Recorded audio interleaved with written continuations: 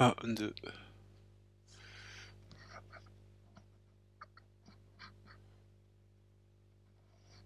1, 2. 1, 2.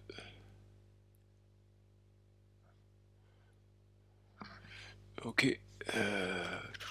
Alors, je sais pas si les gens sont...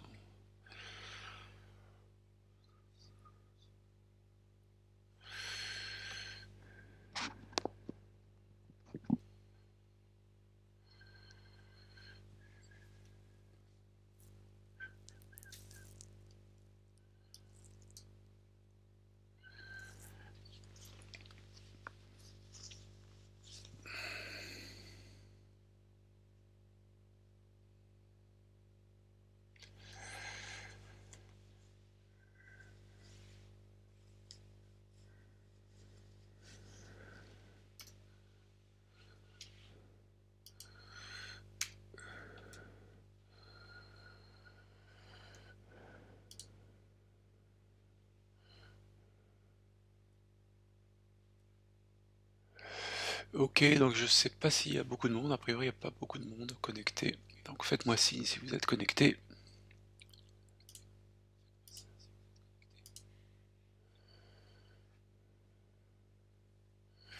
Et aussi, surtout, si vous m'entendez. Parce que j'ai pas le retour sur ma voix. Bonjour.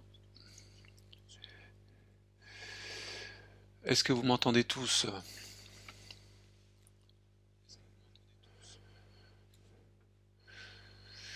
Alors, j'ai pas le retour sur ma voix.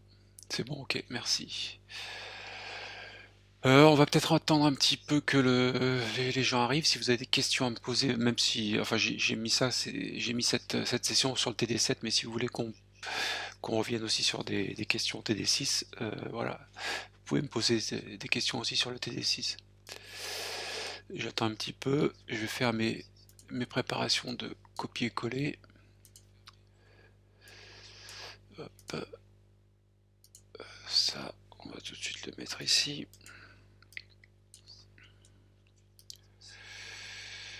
Ok.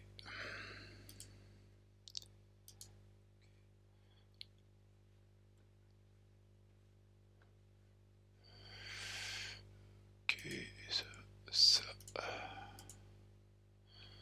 copier. Ok. Bon, bah je sais, on va commencer tranquillement.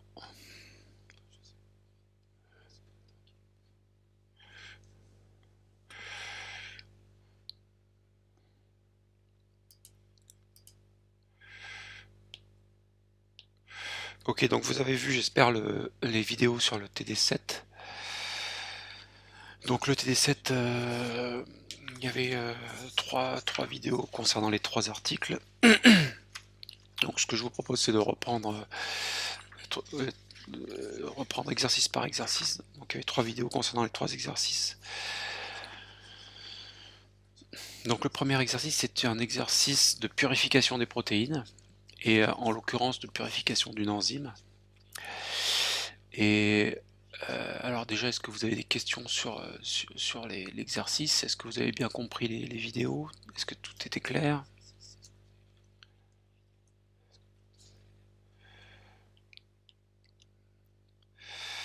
Alors,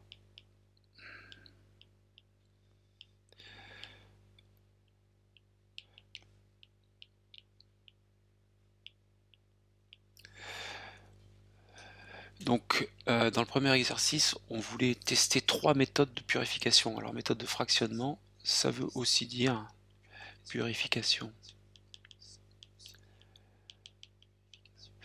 On voulait tester trois méthodes de purification concernant un extrait brut. Alors un extrait brut, je ne sais pas si vous savez ce que c'est. Un extrait brut, c'est un extrait bactérien qu'on va, ou de cellules ou autre. Bref, là on suppose que ce sont des bactéries. Donc on va casser nos bactéries une fois après les avoir récoltées.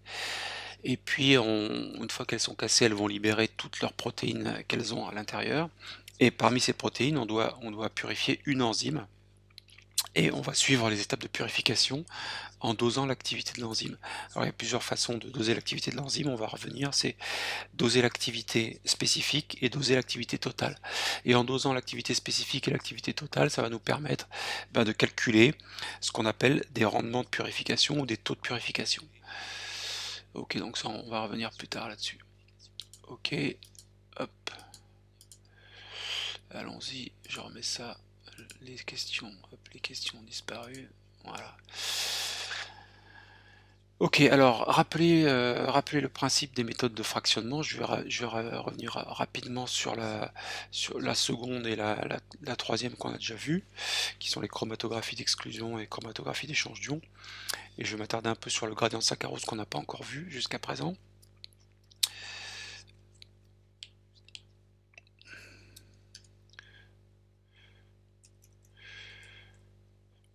Alors, hop, je reviens là-dessus. Donc il fallait bien comprendre que dans cet exercice-là, on avait un extrait brut. Ça, c'est l'extrait initial, auquel on a fait subir une étape de purification, soit le gradient, soit la chromatographie d'exclusion, soit la chromatographie d'échange d'ions. Et après chacune de ces étapes-là, on a ce qu'on appelle une fraction purifiée, et on va déterminer en calculant les activités spécifiques et les activités totales si la purification a été efficace ou pas. Alors c'est toujours utile de faire ça quand on a une enzyme, parce que quand on a une enzyme, on peut doser son activité, et en dosant les activités spécifiques et les activités totales, on peut aboutir à ces notions de facteurs de purification et de rendement de purification. Ok, alors qu'est-ce que c'est qu'un gradient de saccharose? Un gradient de saccharose, comme son nom l'indique, c'est que vous allez purifier une protéine, gradient de saccharose.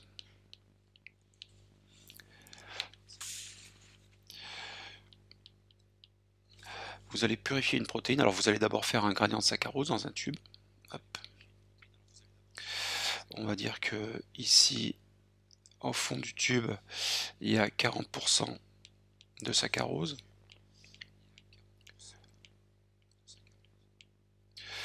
Et plus vous avancez là, on va dire que ici, il y a 10% en haut du tube. Et vous allez mettre, c'est toujours pareil, hein, vous allez mettre au-dessus du tube un mélange de protéines. Donc là, vous allez mettre votre extrait brut. Alors si je fais en rouge ma protéine qui a purifié, et je fais en bleu, on va faire ça en vert, comme ça. Hop. D'autres contaminants.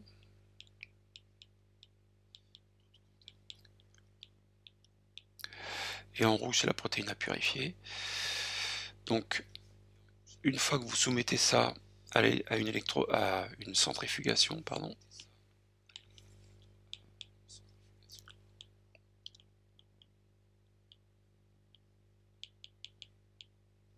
à la fin, vous allez avoir dans ce gradient-là, il y aura toujours 40% de saccharose, etc. Et les protéines vont se disperser dans une zone de densité égale à leur densité. Hop, donc si je mets les grosses ici, peut-être on va mettre là les petites ici. D'accord, donc chaque protéine, c'est à migrer lors de la centrifugation dans une zone correspondant à sa densité. Donc on dit que c'est une séparation selon la densité.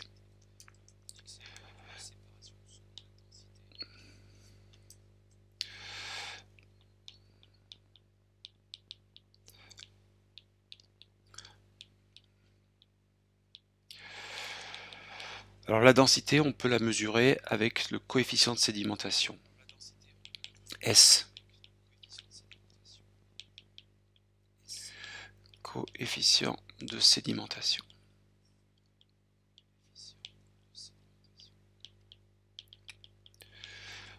Et donc plus une protéine un gros coefficient de sédimentation, plus elle va migrer loin dans la partie dense du gradient de saccharose.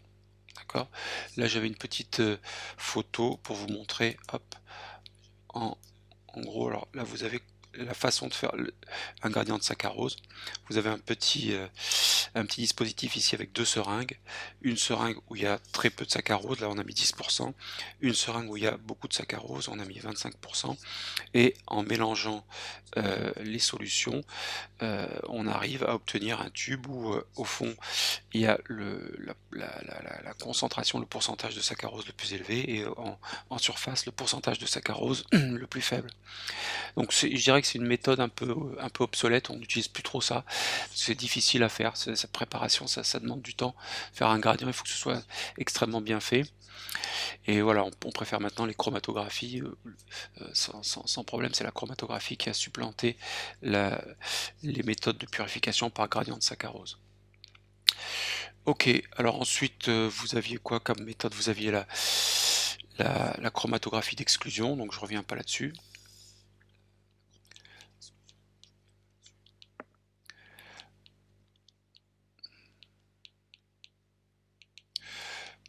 Ça, c'était l'étape qu'on appelle Cefadex, colonne de Cefadex. Alors, fallait le savoir, mais une colonne de Cefadex, c'est une colonne de chromatographie d'exclusion. Donc là, je vais mettre voir TD6. Ok. Et puis, vous aviez la chromatographie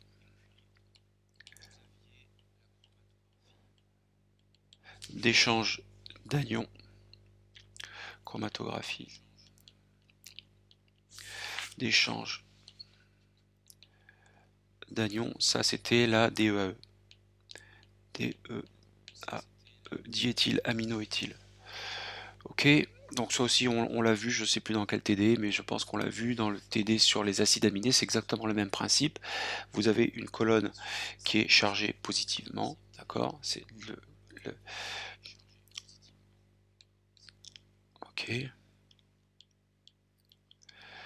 elle est chargée positivement, donc elle va pouvoir absorber, c'est une chromatographie d'absorption, les protéines chargées négativement, donc c'est un échangeur d'anions. Et vous allez, une fois qu'elles sont accrochées, vous allez les éluer par augmentation de la force ionique. On peut aussi changer le pH aussi, mais la plupart du temps, on élue par augmentation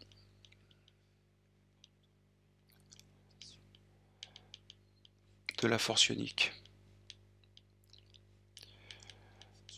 Ok. La force ionique, ça veut dire qu'on va augmenter la concentration de NaCl ou de KCl. D'accord. Ok, donc ça c'était un rappel des principes. Alors ensuite, qu'est-ce qu'on vous demandait?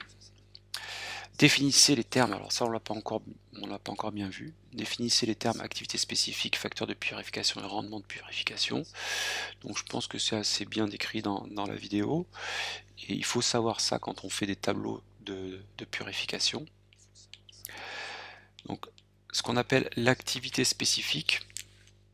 Alors je dirais que l'activité spécifique, c'est l'activité d'une enzyme rapportée à la masse de protéines présentes en solution.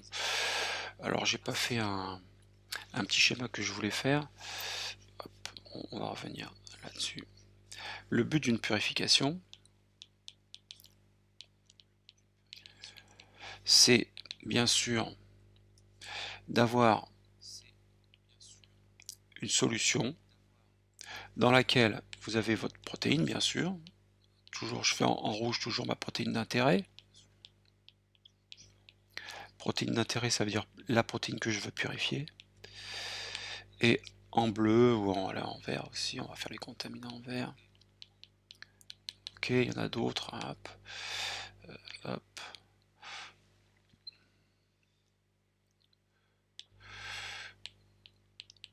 En orange, c'est les contaminants.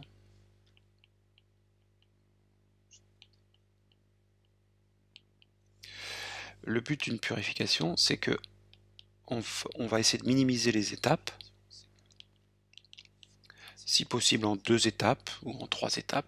Plus on On multiplie les étapes, plus on va perdre de notre protéine d'intérêt. Et le but, bien sûr, c'est d'avoir à la fin en solution uniquement notre protéine d'intérêt. Donc là, la protéine est pure. C'est pour ça aussi qu'on disait dans le TD précédent que si je mets ça sur un gel d'électrophorèse, j'aurai une seule bande parce que ma protéine est pure. Si je mets à l'inverse l'Erlen de départ sur un gel d'électrophorèse, ben là j'aurai au moins 3 bandes. J'aurai ma protéine rouge, ma protéine verte et ma protéine orange qui sont des contaminants. Ok, donc là, où est-ce que je voulais en venir? Oui, c'est l'activité spécifique. Donc l'activité spécifique, c'est l'activité, je vais dire, activité d'une enzyme. Généralement, on va voir qu'on la donne en UI par milligramme. Donc rapporté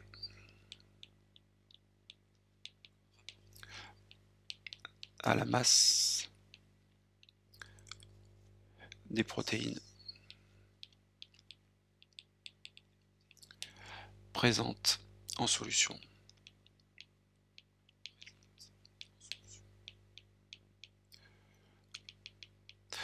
Donc si je reviens ici, ce cas-là, vous voyez que l'activité spécifique dans ce cas-là, de ma protéine d'intérêt qui est la rouge, donc c'est l'enzyme, on va dire que la verte et les oranges ce sont des contaminants, ben si je dose l'activité de ma protéine rouge, que je la ramène à la masse totale de toutes les protéines, j'aurai une faible activité spécifique.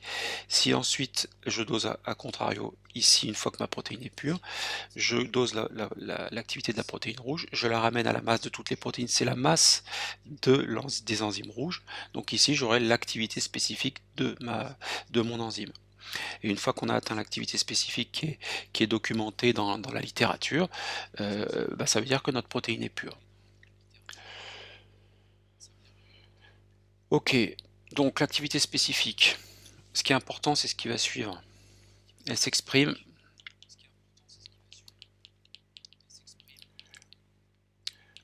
en UI par milligramme. Ok, une UI ou micromole par minute par milligramme. Une UI c'est une unité du système international. Donc chaque enzymologiste connaît cette unité-là, et ça équivaut à une micromole par minute. Okay, donc ça il faut savoir, ça c'est important. Une UI égale une micromole par minute. C'est aussi une quantité d'enzymes. Donc dans ce tableau-là, si vous vouliez calculer l'activité spécifique, il fallait faire activité totale sur masse d'enzymes. Ok. Donc je reviens sur le tableau pour calculer les activités spécifiques que j'ai mis ici en rose. Hop. Ici par exemple vous aviez 300 sur 12. C'était égal à 25 unités par milligramme. Ok. Ici vous aviez 1500 sur 60. C'était égal à 25 aussi unités par milligramme. Et ici vous aviez 7500 sur 300. C'est égal à 25 unités par milligramme. Alors c'est normal parce que c'était le même extrait brut. C'est un extrait brut qu'on avait, voilà, dont on avait des volumes sans doute différents, des volumes de plus en plus grands. En gros, on avait 12 mg dans cet extrait brut, 60 et 300. Donc, mais au final, c'est un même extrait brut qu'on a dispatché dans 3 lots différents et sur lesquels on a testé 3 étapes de purification différentes. Ok, J'espère que vous suivez jusque-là. Et donc on va calculer maintenant, alors il fallait me calculer aussi les activités spécifiques dans la fraction purifiée. Ici vous aviez 240 sur 0,96, ça faisait 250. Donc la S, je la donne en unités par milligramme. Ici vous aviez 1200 sur 4,8, ça faisait 250. Et ici vous aviez 7000 sur 7,5. Et ça faisait 933. Ok, là vous aviez les activités spécifiques.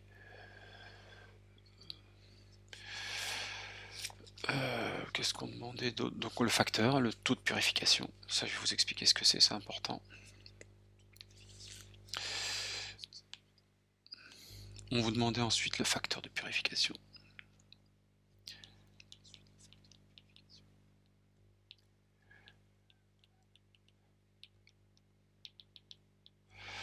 Facteur de purification, ou on appelle ça aussi le taux. C'est la même chose. Taux de purification. Ben, c'est égal à l'activité spécifique finale sur activité spécifique initiale, ou si vous voulez activité spécifique de l'étape n plus 1 sur activité spécifique de l'étape n. Voilà, c'est la dernière étape sur l'étape qui la précède. Et ce qui est important, c'est qu'il n'y a pas d'unité. C'est un chiffre, le taux de purification. Donc quand vous parlez avec un collègue et que vous lui dites quel est le taux de purification, bah, j'ai eu un taux de 5, ça veut dire que votre protéine, elle est 5 fois plus pure après que ce qu'elle était avant. Et que cette étape a purifié d'un facteur 5 votre protéine. D'accord ? Si quelqu'un vient me dire qu'il a eu un taux de purification égal à 1, bah, ça veut dire qu'il n'a rien purifié. L'étape d'avant et l'étape d'après, la protéine est exactement dans le même état de pureté, donc il n'a pas purifié. Donc il faut bien sûr, quand on met un protocole au point, espérer avoir des taux de purification supérieurs à 1. Si vous avez un taux de purification égal à 1, c'est que vous n'avez rien purifié et que cette étape en question, elle était inutile. Sous prétexte que je pense que vous avez perdu du matériel. Donc si vous n'avez rien purifié, vous avez perdu du matériel, votre rendement a été affecté, donc c'est une étape inutile. Ok, et puis le rendement. Hop.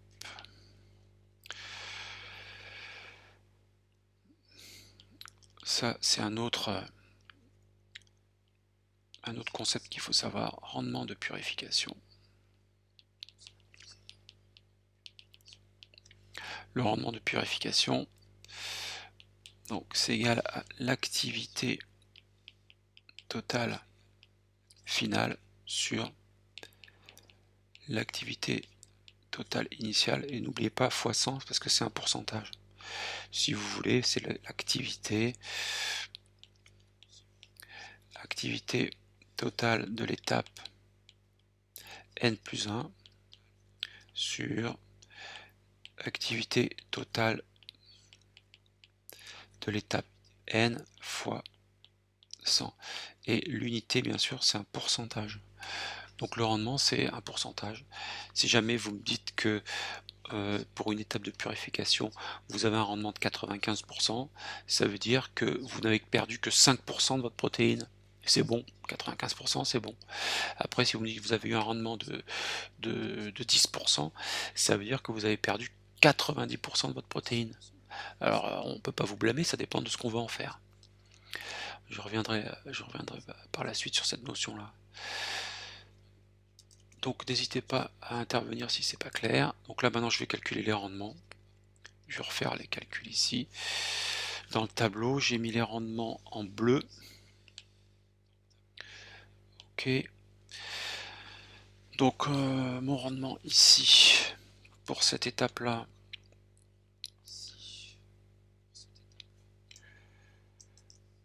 est-ce que je peux zoomer? Je peux pas zoomer comme je l'entends. Hop. Donc mon rendement pour cette étape-là, c'est 240 sur 300.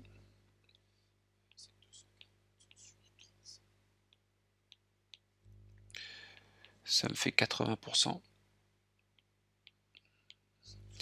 Mon rendement pour l'étape de chromatographie, c'est 1200 sur 1500. C'est aussi 80%.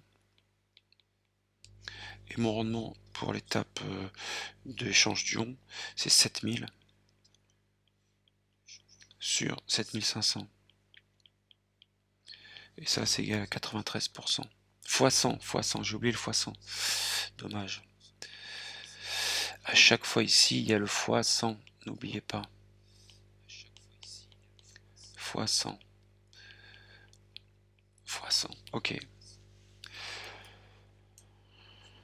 Et j'ai mis envers les activités spécifiques, les taux par exemple, pardon, qui vont me donner les résultats sur l'activité spécifique. Donc là j'ai presque plus de place. Ici je vais mettre les taux, d'accord, ici. F, F, F. Donc ici le taux c'était 250 sur 25. Donc c'est égal à 10. Donc là il n'y a pas d'unité. Ici 250 sur 25 c'est le même.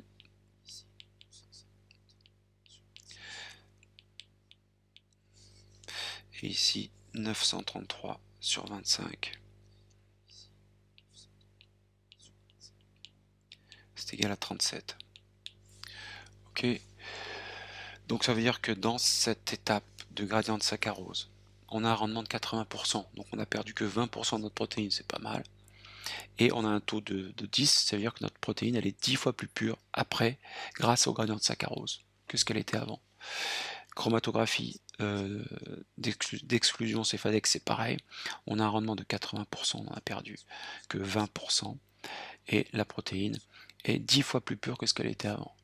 Et par contre, vous voyez tout de suite, l'étape qui saute aux yeux, c'est l'étape de chromatographie d'échange d'anions, la DEAE, où on a un rendement de 93%, donc on n'en a perdu que 7%, et notre protéine est 37 fois plus pure que ce qu'elle était avant grâce à cette chromatographie d'échange d'ions.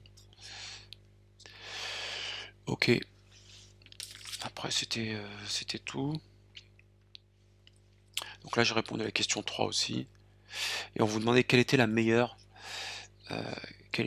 étape.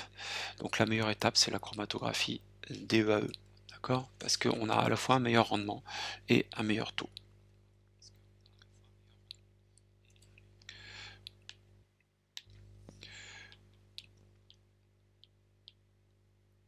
Vous prendrez toujours comme meilleure étape celle qui vous donne à la fois le meilleur rendement,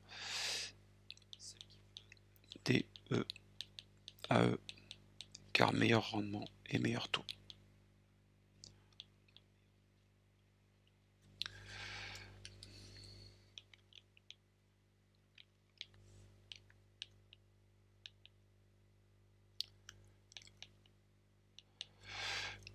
Ok. Et hop là. Et ensuite, on demandait les deux meilleures, les deux étapes les plus, je sais plus, celles les plus efficaces. Alors pour la deuxième, ben, c'est difficile parce que vous voyez que elles ont exactement les mêmes caractéristiques. Donc elles ont le meilleur rendement, elles ont un rendement identique, 80%, elles ont un taux identique de 10%. Donc pour conclure entre le gradient de saccharose, ici, ou la chromatographie d'exclusion, ben, en gros, moi, ce que je dirais, c'est qu'on va prendre, quand les rendements et les taux sont identiques, on va prendre celle qui permet de traiter le plus gros échantillon. Donc ici, vous voyez que la seule différence, c'est qu'avec la chromato d'exclusion, on pouvait traiter 60 mg de protéines, alors qu'avec un gradient de saccharose, on pouvait traiter que 12 mg.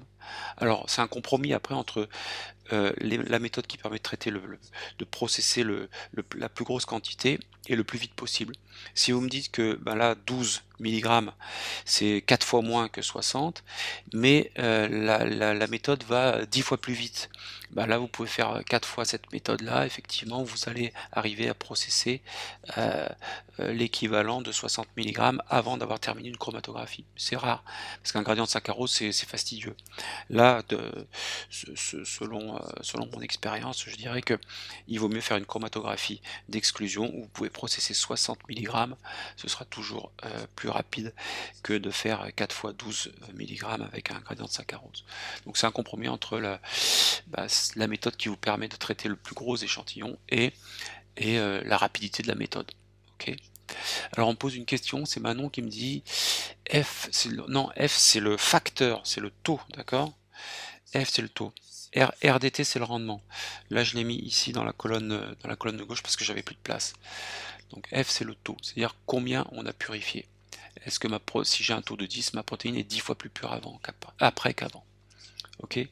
Alors comme analogie sur la purification, pour bien vous expliquer ces notions de rendement et de taux, on peut faire une analogie avec la purification des diamants dans une mine de diamants. Si vous êtes dans une mine de diamants, alors le diamant on va dire que c'est la protéine, vous avez besoin de la purifier.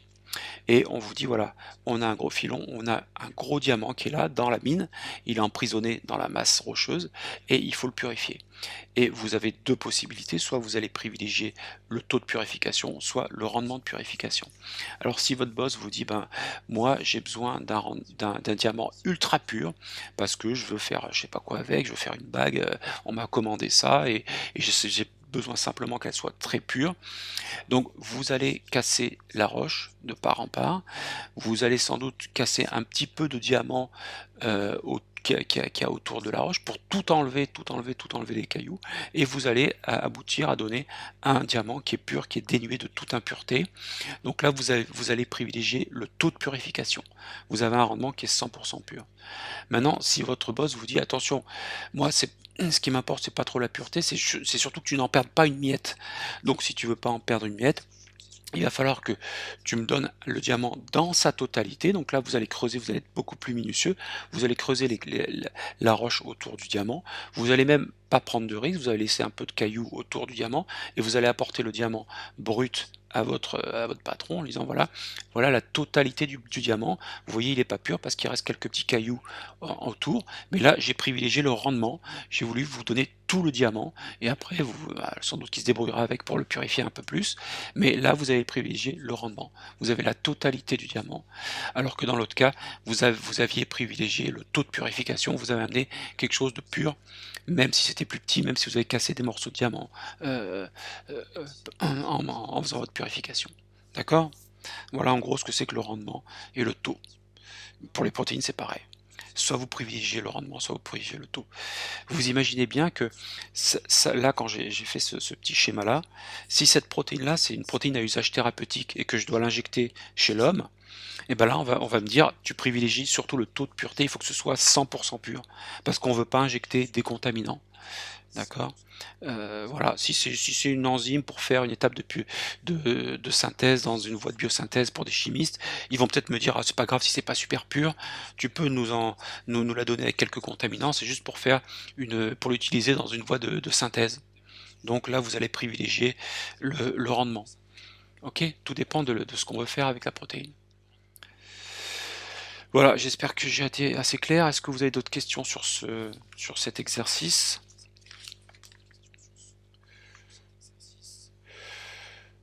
Hop. On peut passer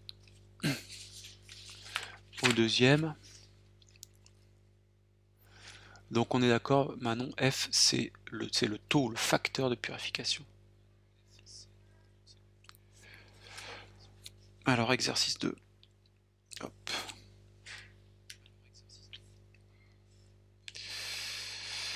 Exercice 2. On avait donc 4 protéines à purifier. sur une colonne de chromato. Ça ressemble un peu au TD6 qu'on a fait sur la chromatographie d'exclusion. Donc vous aviez une protéine A qui fait 15 kilo Dalton et qui a un pHI de 6. Vous aviez une protéine B qui faisait 15 kilo Dalton aussi et qui avait un pHI de 4, protéine plus acide. Vous aviez une protéine C qui était un homodimère de 80 kilodalton.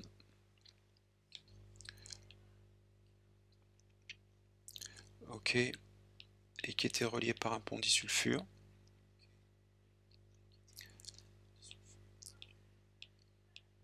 Donc 40 kilodalton pour chaque monomère.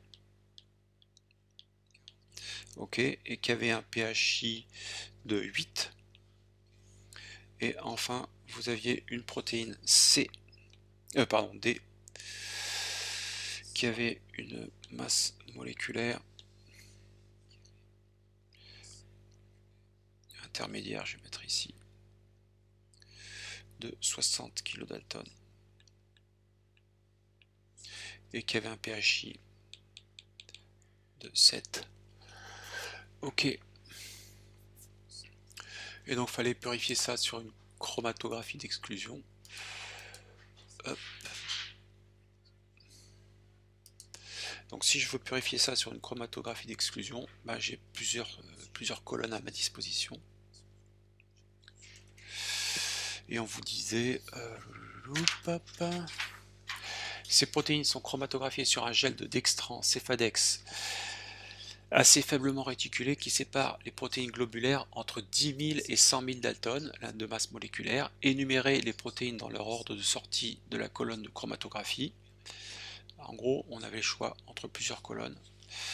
Alors, pour illustrer ce gel de Cefadex dextran, on vous donne la fenêtre de séparation des protéines sur ce gel-là, et la fenêtre est de 100 000 à 10 000 Dalton. Donc ça veut dire que je sais que sur ce gel, ça c'est le petit 1, sur cette chromatographie, donc c'est une chromatographie d'exclusion, donc c'est le gel de dextran.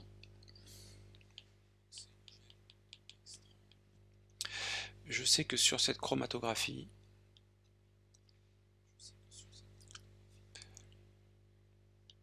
si je trace le volume d'élution des protéines qui vont sortir, et je les suis par leur absorbance, on va dire absorbance à 280 nanomètres. Hop. Lulu, psst, Lulu, tu peux fermer la porte s'il te plaît. Donc, je vais faire ici le chromatogramme de la colonne que j'aurais calibrée avec une très grosse protéine. Donc avec une très grosse protéine ou le bleu dextran, j'en ai parlé dans le TD précédent. Donc là, vous avez le volume mort, V0. Et avec une très petite protéine, un très petit objet. Donc là, vous aurez le volume total.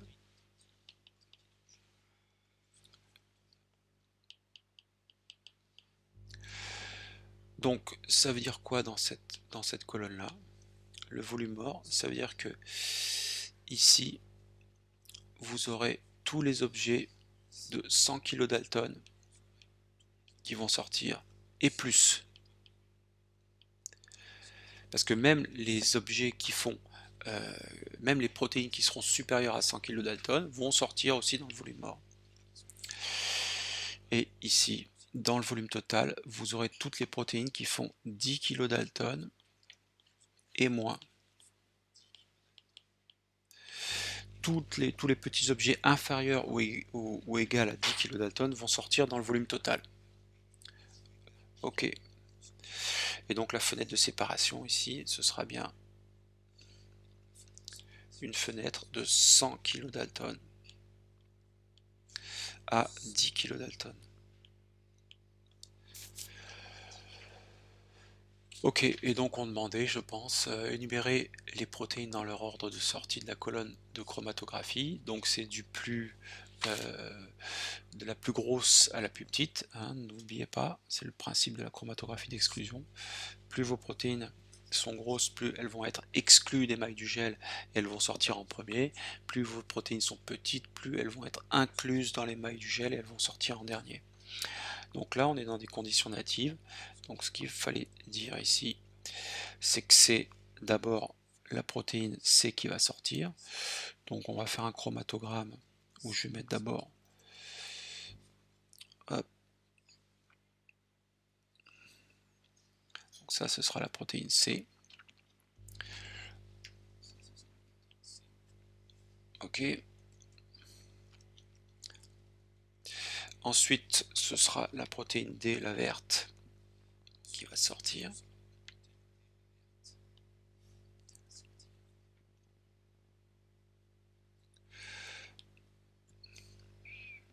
Et ensuite, alors vous voyez que pour les protéines A et B, comme elles font la même taille, elles font 15 kDa, si elles sont sphériques, si elles sont globulaires, elles vont être vues comme deux objets qui auront le même rayon de Stokes, donc elles vont être éluées au même endroit. Donc là, je ne sais pas comment le faire, je vais le faire à la fois bleu et vert.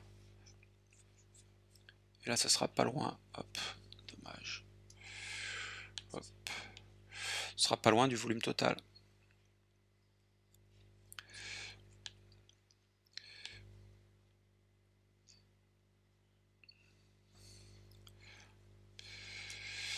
Alors, A et B.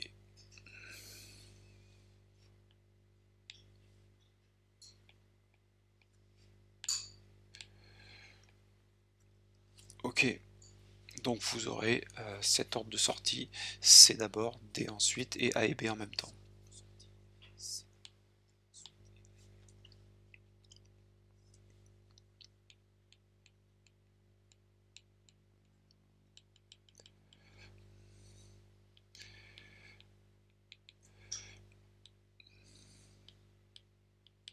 Puis A plus B, même volume d'élution.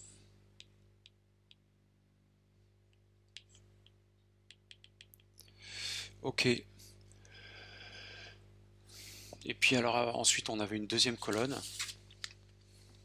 qui est une colonne toujours de chromato d'exclusion, qui sépare en fonction des rayons de Stokes bien sûr, mais comme on a mis des protéines globulaires, on va dire que c'est de la masse, donc entre 50 000 et 5 000, donc entre 50 et 5 kDa. Donc bah, vous faites exactement le même raisonnement, sauf que vous vous dites en 2, j'ai une colonne qui va séparer, si je lis l'absorbance, à 280 nanomètres en fonction du volume d'élution.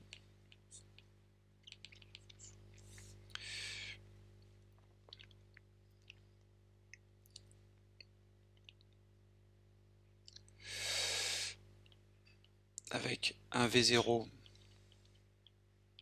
et avec un VT. Donc ici, le V0, ce seront toutes les protéines de 50 kDa et plus qui vont sortir dans le V0. Et le volume total, c'est 5 kDa. Donc toutes les protéines de 5 kDa et moins vont sortir dans ce volume total.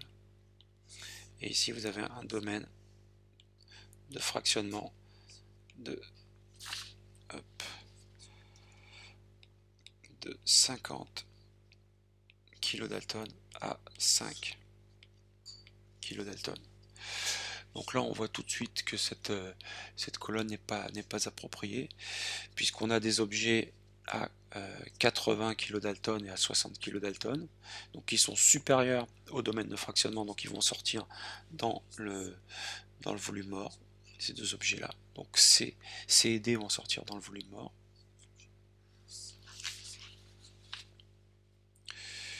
Donc ce que je peux faire, c'est comme chromatogramme, c'est de dire que hop, hop, et D je l'ai fait en quelle couleur? En vert.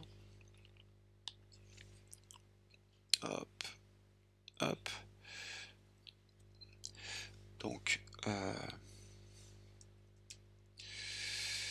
C et D.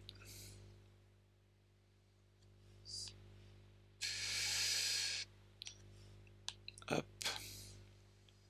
C et D sortent là. Et ensuite, j'ai A et B qui font 15 kDalton. Donc bleu et vert clair qui vont sortir un peu avant le volume total.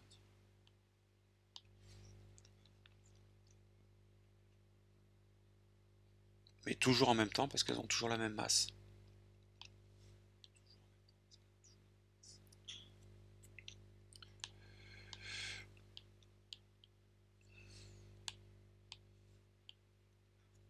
A et B vont sortir, alors elles sortent dans le domaine de fractionnement parce qu'elles font 15 kDalton, mais elles sortent toujours en même temps parce qu'elles ont la même masse moléculaire, donc le même rayon de Stokes. Donc il va de soi que cette colonne-là, la deuxième, elle est absolument pas appropriée pour séparer les protéines. Vous aurez deux fractions, et dans les deux fractions, alors vous aurez séparé C et D de A et B, soit, mais vous n'aurez pas séparé C de D ni A de B. Ok, j'espère que c'est clair pour tout le monde. Alors maintenant on va faire du gel 2D, ça on l'a pas vu encore, le gel 2D, technique très efficace pour purifier les protéines, mais c'est pas une méthode préparative, c'est plutôt une méthode analytique, quoi qu'on peut après récupérer nos protéines. Donc là ensuite on vous dit qu'on a troisième question, utiliser la technique des gels 2D bidimensionnels. Électrophorèse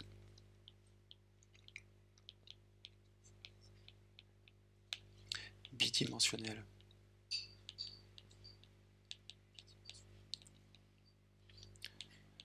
Deux D pages généralement.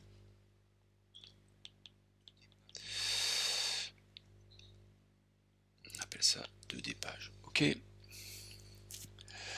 Alors on vous dit que le mélange de ces protéines est soumis à une électrophorèse bidimensionnelle. Identifiez les spots sur le gel ci-dessous.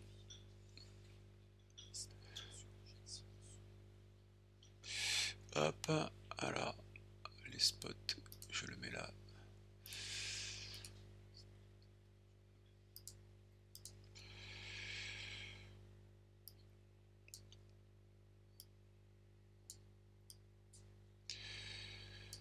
Ok.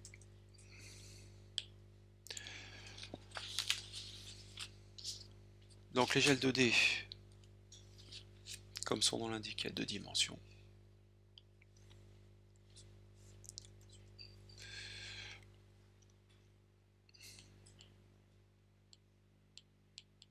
Pourquoi elle est si résolutive cette technique? C'est qu'effectivement on va séparer selon deux critères.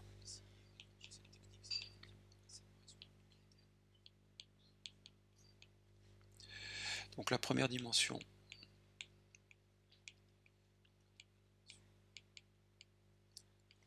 on va faire une iso-électrofocalisation. Électrofocalisation, entre parenthèses, IEF. Ok. Iso-électrofocalisation. Donc le principe de l'iso-électrofocalisation, c'est qu'on a une séparation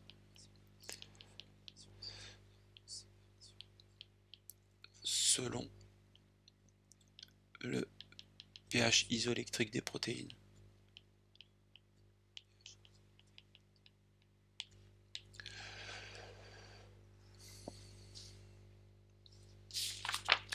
Alors ce qu'on fait, c'est qu'on a des petites bandelettes de gel. Alors, soit vous le faites vous-même, soit vous le commandez chez le fournisseur. C'est peut-être plus simple de le commander chez le fournisseur. On a des petites bandelettes de gel dans lesquelles on a coulé un gradient de pH. D'accord ?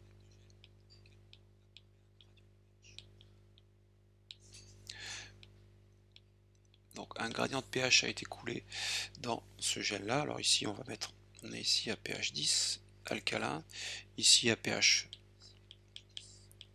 3, et il y a un gradient de pH qui s'instaure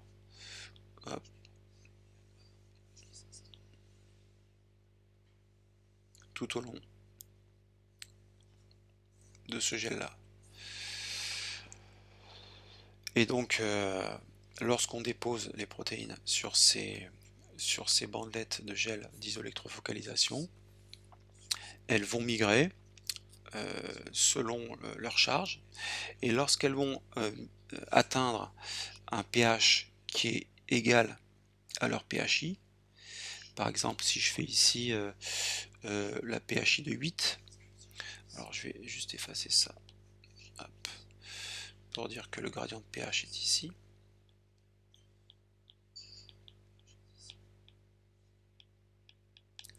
Si je fais par exemple une zone ici où le pHi est de 8, et ben je sais que ma protéine, c'était laquelle?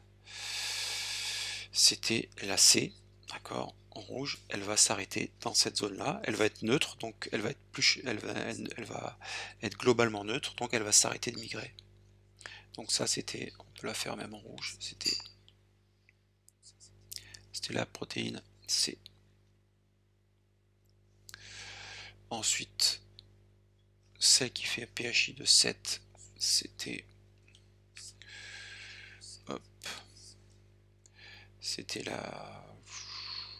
la D. Ensuite on aura la A, pHi de 6, et la B.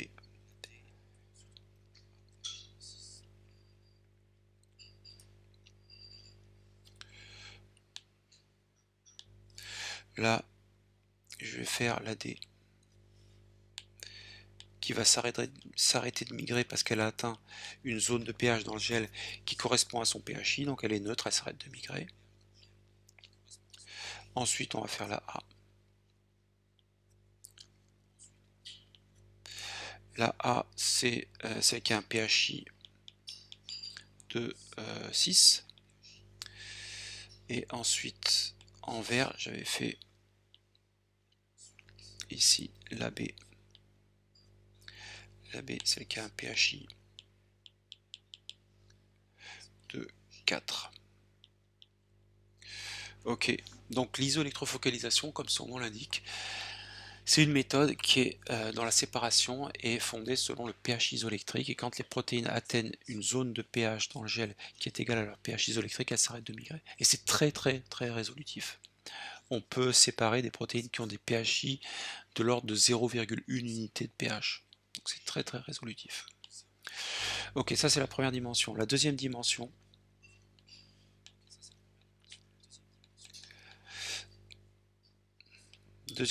c'est SDS page. Alors, j'ai pas précisé bien sûr que la première dimension, on est à l'état natif, non dénaturé, parce qu'il faut conserver effectivement la charge globale des protéines. Donc pour la deuxième dimension, ce que vous faites, c'est que vous prenez la petite bandelette de gel, vous la trempez dans une solution de SDS, donc les protéines qui sont dans le gel vont vont être dénaturées par le SDS, et là vous passez à une deuxième dimension où on est à l'état dénaturé, car le détergent SDS va dénaturer les protéines et charger moins. Et va les charger, n'oubliez pas, de façon homogène, négativement de part en part. Donc ensuite, ce que vous faites, c'est que c'est un peu fastidieux de faire un gel 2D. Vous allez préparer votre gel d'acrylamide en présence de SDS. Ça c'est gel d'acrylamide avec SDS, et vous allez déposer votre petite bandelette dessus avec les protéines qu'on a notées ici. Donc je vais les renoter, C, D, A, B.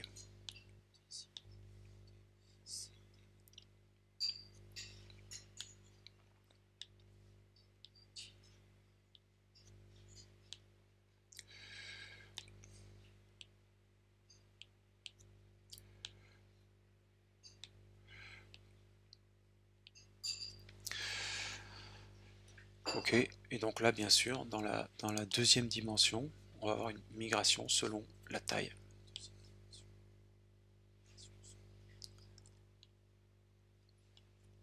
Là vous avez ici l'anode, ici vous avez la cathode, et vous avez migration selon la taille.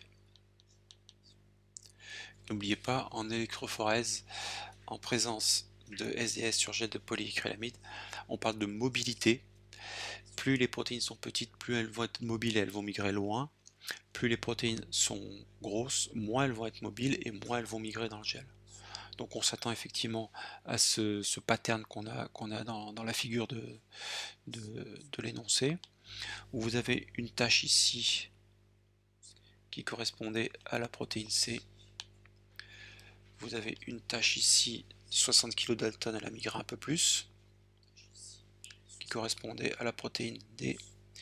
Et bien sûr, comme A et B font exactement la même masse moléculaire, elles ont migré un peu plus loin, mais au même endroit. Hop là, si je veux être un peu plus rigoureux, je vais la mettre ici. Voilà. Et celle-ci, je vais la mettre à l'aplomb de A, on va la mettre ici.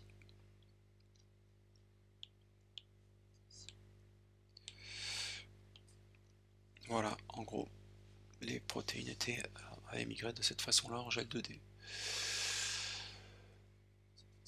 Ok, qu'est-ce qu'il y avait d'autre comme question? On voulait le faire maintenant juste les mettre sur un gel en SDS page, c'est-à-dire sans passer par la première dimension de l'isoélectrofocalisation. Donc c'était la question 4. Le mélange de ces protéines est soumis à une électrophorèse sur gel de polyacrylamide.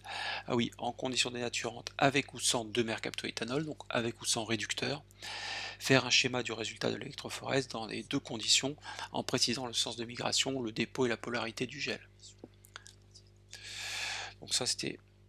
Hop là, qu'est-ce qu'il me fait là? Hop là là. Voilà. Donc ça c'est la quatrième. Hop.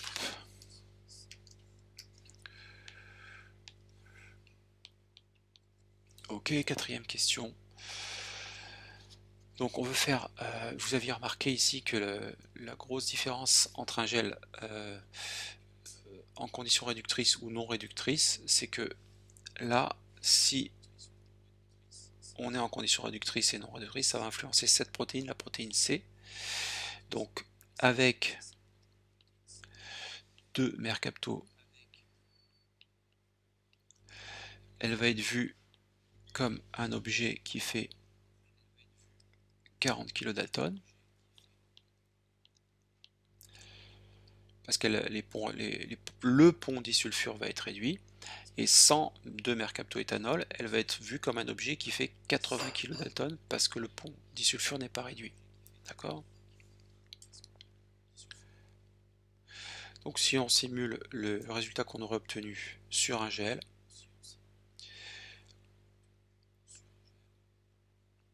hop,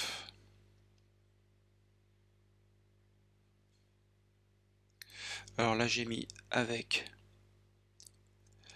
2-mercapto,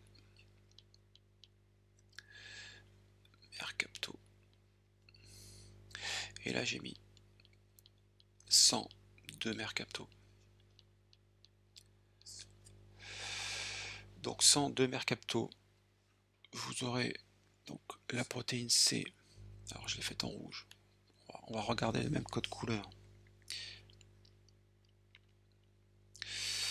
On va dire que ça c'est la taille pour 80 kDa. Ensuite j'ai la protéine D qui fait 60. On va dire que ça c'est la taille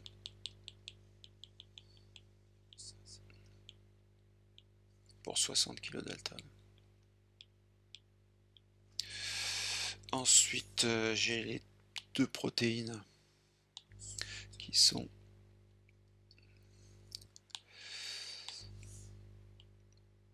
d'accord, A et B.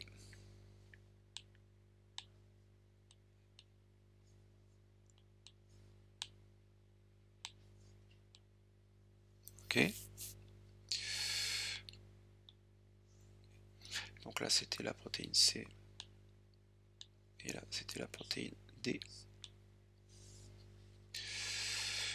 Hop. Si je veux être logique, là, je dis que c'est le marqueur à 15 kilodalton.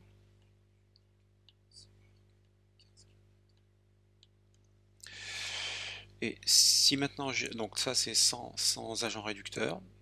Si maintenant je soumets exactement ce mélange protéique avec un agent réducteur, donc n'oubliez pas, cette protéine-là, la C, elle est constituée de deux sous-unités de 40 kilodalton, donc elle va migrer ici à 40 kilodalton. Donc la grosse différence, c'est que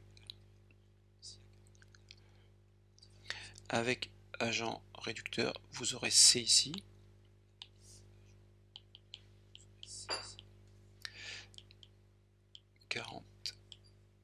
kilodalton, et les autres n'auront pas bougé.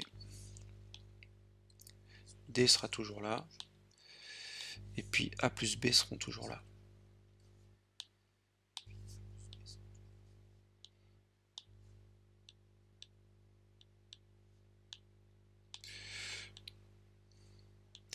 Et ça, ce sera D.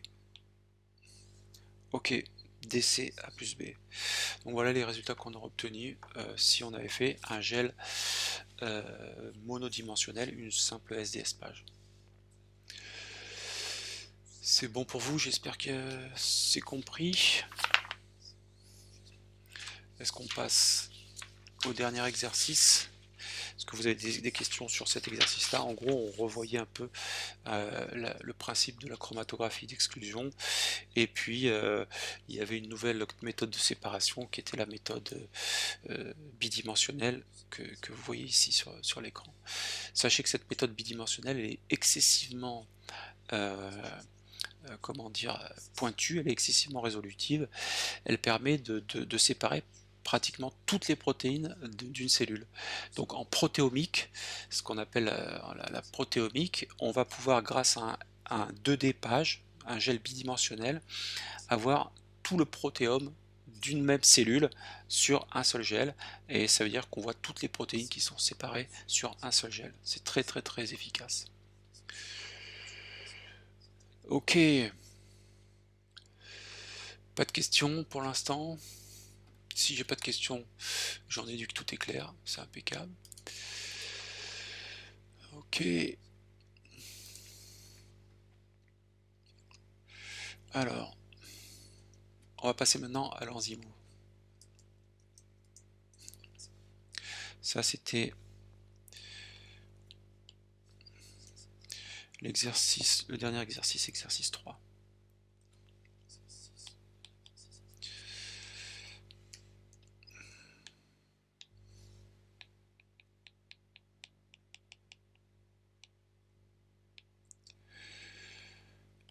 Alors, vous avez eu les cours d'enzymo que j'ai visionnés aussi. Je vais essayer de vous répéter un peu ce qu'il y a d'important et ce qu'il faut que vous sachiez dans l'enzymologie. Alors, sachez que la démonstration de l'équation de Michaelis n'est pas à savoir, mais par contre, l'équation de Michaelis-Menten est à savoir. Il y a quelques petites choses qui ne sont pas à savoir, mais d'autres choses qu'il est important de savoir pour nous permettre effectivement de commencer à comparer les enzymes entre elles, à comparer les substrats entre eux, etc. etc. Voir l'affinité d'un substrat, voir la notion de catalyse, est-ce qu'une enzyme catalyse rapidement une réaction ou pas. Alors, je vais remettre ici, j'ai plus besoin. Hop. Ça, ça. Je vais remettre le graphe. Je vais pas remettre le tableau, mais je vais mettre juste le graphe.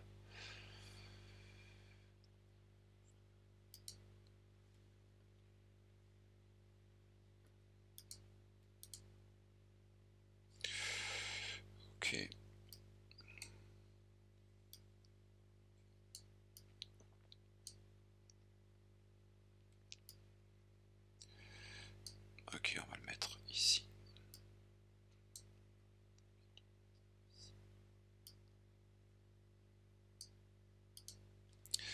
Ok, donc ça ce sont des cinétiques. Donc je lis l'énoncé avec vous. Une enzyme michaélienne catalyse la conversion d'un substrat S en produit P. À différents temps de la réaction, on prélève une fraction du milieu réactionnel et on dose la concentration de produit apparu. Le tableau ci-après représente les valeurs des concentrations de produits apparus P en millimoles par litre pour 7 concentrations différentes de substrats testés S1 à S7.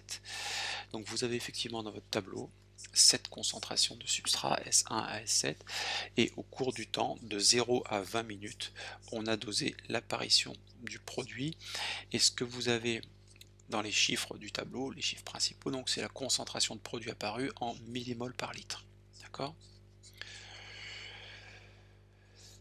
Alors on vous dit que ce tableau a permis de tracer sur le graphe suivant représentant l'apparition du produit P en fonction du temps, P égale F de T, donc différentes cinétiques pour S1, S3, S4 et S6. D'accord ? Donc ça c'est ce que vous avez sur la figure.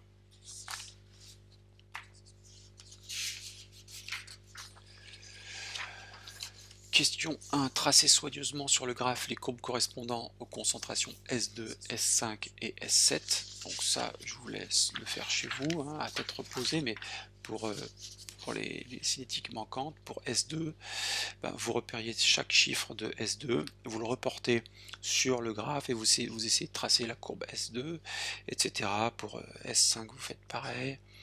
Pour S7, vous faites pareil. Alors, je vais passer directement au résultat et on va discuter du résultat. Donc voilà ce que vous auriez dû obtenir.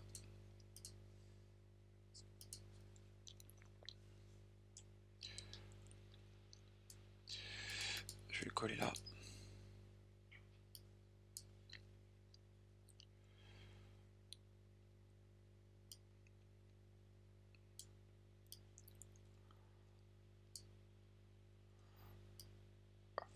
Hop. Donc voilà le résultat que vous auriez dû obtenir pour les cinétiques S2, S5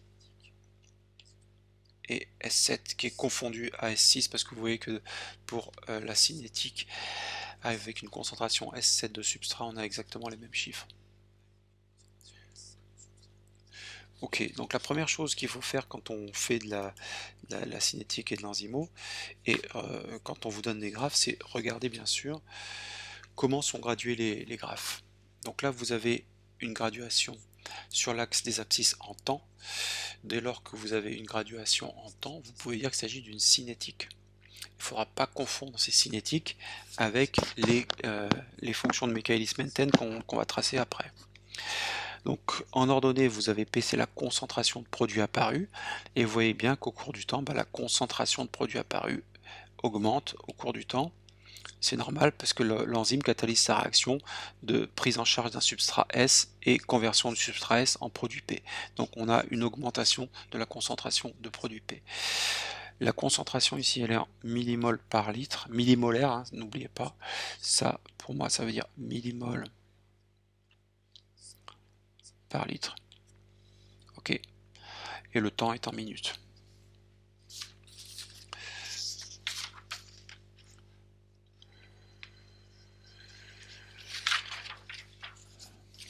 Ok, alors on vous demande ensuite l'histoire des plateaux.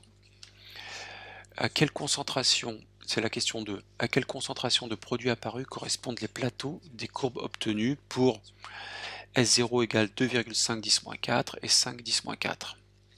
Donc S0 égale 2,5 10-4, c'est, je me souviens plus laquelle, S0 égale 2,5 10-4, c'est S1, c'est la première, donc c'est celle-ci.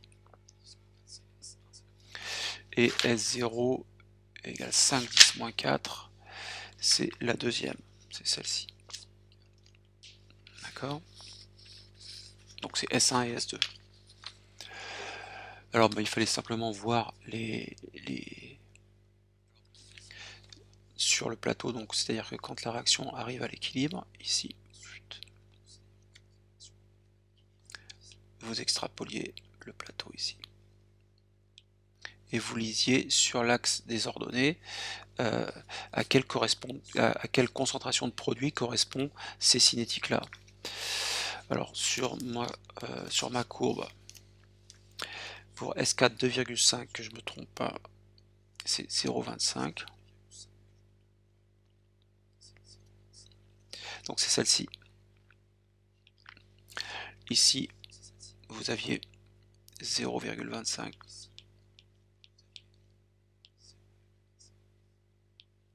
millimol par litre de produit apparu.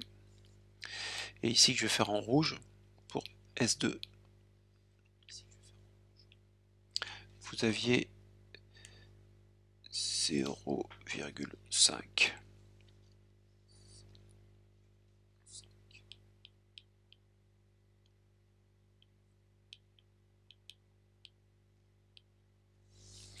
Pour S2, vous aviez 0,5 millimol par litre de P apparu. Ok. Alors, donc, il faut bien comprendre ici que lorsque on a une cinétique et qu'elle s'infléchit, et puis ensuite qu'elle évolue plus, donc si je refais les petites flèches là que j'ai faites ici, et là, quand la cinétique n'évolue plus, ça veut dire qu'on a atteint l'équilibre de la réaction est terminée, et la réaction n'évolue plus, on est à l'équilibre. Et à cet équilibre-là, en gros, la question c'est, quand on a atteint l'équilibre, quelle est la concentration de produit qu'on a pu produire? Voilà. Donc dans un cas pour S1, on a pu produire 0,25 millimol par litre de produit, et pour S2, on a pu produire 0,5 millimol par litre de produit. Alors à quoi ça correspond après, en termes de concentration de substrat initial qu'il y avait? En gros, la question sous-jacente, c'est est-ce que ces 0,25 millimol par litre de produit apparus correspondent à la totalité du substrat qu'on avait mis, ou est-ce qu'il reste encore du substrat? En gros, est-ce que la réaction a été totale ou quasi totale, ou est-ce qu'il y a encore du substrat en solution quand on est à l'équilibre? Et ben, fallait voir qu'effectivement la réaction était quasi totale, parce que qu'est-ce que j'ai mis? Hop, pour 2,5. Donc ça, c'est la conclusion.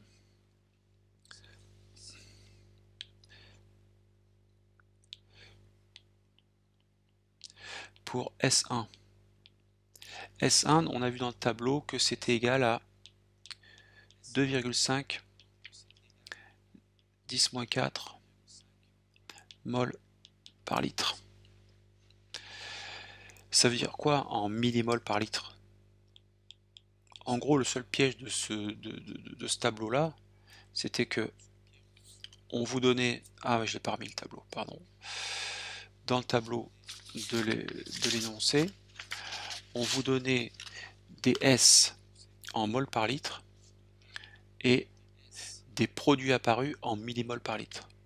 Mais en fait, les concentrations finales de produits apparus et la concentration initiale de substrat utilisé, 2,5 10-4, ça fait aussi 0,25 millimol par litre. Donc c'était la même chose.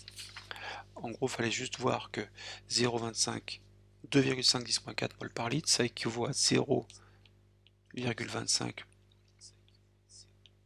millimol par litre, et on vient de voir qu'effectivement, on a produit 0,25 millimol par litre de produit. Donc, bon, je fais pareil pour S2. S2, c'était 5, 10, moins 4 mol par litre. 5, 10, moins 4 mol par litre, ça fait 0,5 millimol par litre. Et ça voulait dire que, hop, on a, en utilisant 0,5 millimol par litre de substrat, on a produit 0,5 millimol par litre de produit. Ça voulait donc dire que la réaction était ce qu'on appelle quasi totale.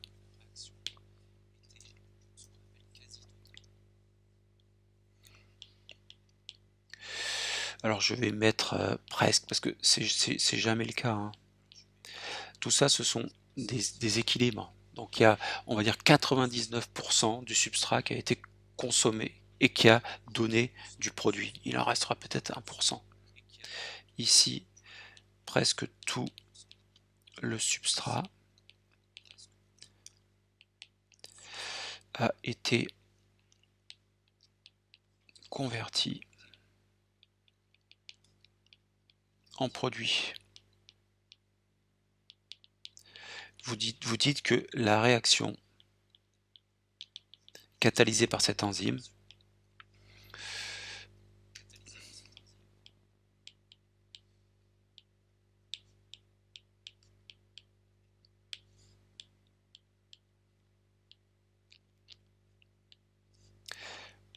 est donc quasi totale.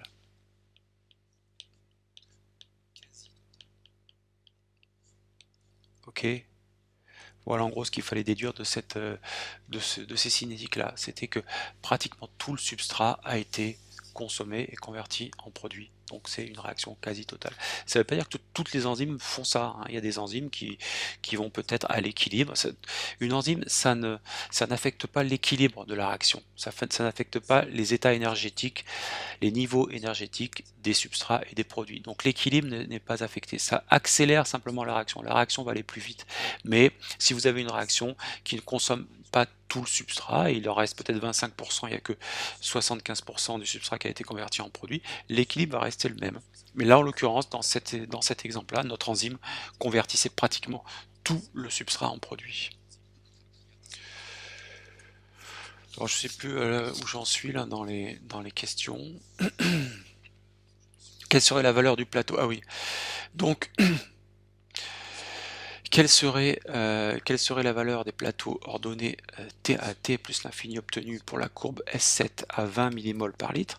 Ben, si je reviens sur mon plateau, je vais refaire un petit truc ici. Hop.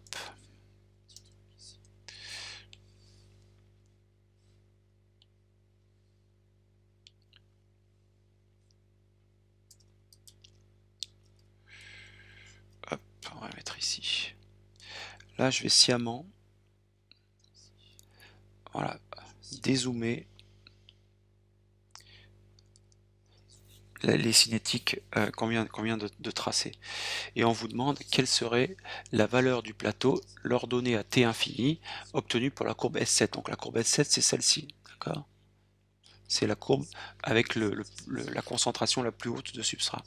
Et vous avez vu que pour cette courbe-là, on a utilisé une concentration de substrat de 2-10-2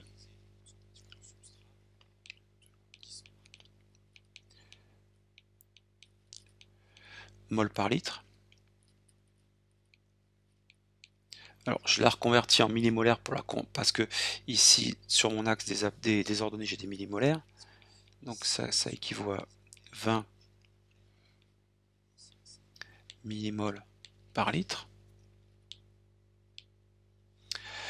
Bah, vous imaginez, là, l'axe des ordonnées, il est gradué jusqu'à 5 millimoles par litre. Vous imaginez, vous allez le mettre encore plus haut, jusqu'à 20. Et vous imaginez que S7, ça serait une courbe qui serait comme ça, comme ça, comme ça, comme ça, comme ça, comme ça. Et puis après, qui va s'infléchir et qui va avoir un plateau correspondant à 20 millimoles par litre de produit apparu. D'accord?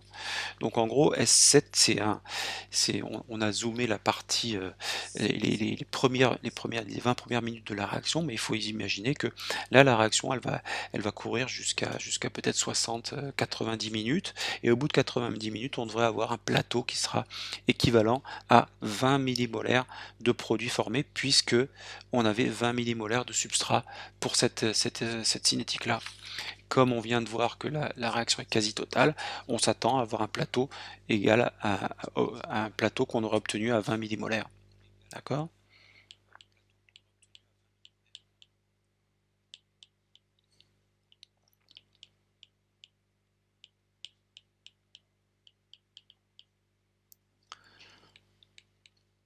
Pour P égale 20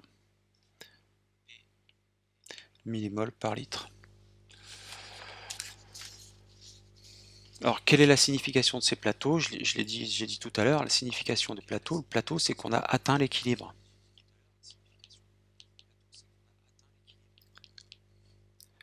L'équilibre de la réaction est atteint. Voilà ce que signifie, c'est-à-dire que la réaction est terminée, la réaction n'évolue plus, on a atteint l'équilibre de la réaction. Alors, question 3, ça il faut revenir ici. Pendant combien de temps reste-t-on en vitesse initiale VI, donnée pour chacune des concentrations de substrat S, la vitesse initiale correspondant en millimoles par litre par minute. Alors ça, c'est après tout le travail qui commence, c'est-à-dire qu'une fois qu'on a des cinétiques, on va en déduire la vitesse initiale pour chacune des cinétiques, et on va tracer la fonction de Michaelis-Menten, VI, en fonction de S, pour chacune des concentrations de substrat. Alors la vitesse initiale, vous savez que dans votre cours, en gros, on est en condition de vitesse initiale dès lors que la partie de cette cinétique-là est linéaire. Si c'est une droite, alors je suis en condition de vitesse initiale. Alors vous voyez que c'est évident pour les concentrations de substrat élevées, dès lors qu'on est à S4, S5, S6, S7, on a des parties linéaires qui sont évidentes. D'accord ? Mais pour les faibles concentrations de substrat, bah, c'est là où on n'est plus trop en excès de substrat, on commence un peu la courbe, la cinétique commence à s'infléchir, et donc on a des parties qui sont des parties qui sont linéaires sur un laps de temps de plus en plus court. Et là, c'est un peu plus critique. Alors, ce qu'on aime bien faire, généralement, c'est zoomer cette partie-là pour voir quelle est la partie droite de chaque courbe. Je l'ai pas rappelé, mais je pense que c'est rappelé dans les corrections du TD. Ces courbes-là, quand on suit les cinétiques dans leur totalité, sont souvent des exponentielles. Et quand on est en condition de vitesse initiale, on va dire qu'on essaye de se placer dans la partie linéaire de cette exponentielle vers t égale 0. Alors qu'est-ce que j'ai trouvé? Après vous faites ça chez vous, mais moi j'ai trouvé que pour S1, donc ça c'est la question 3.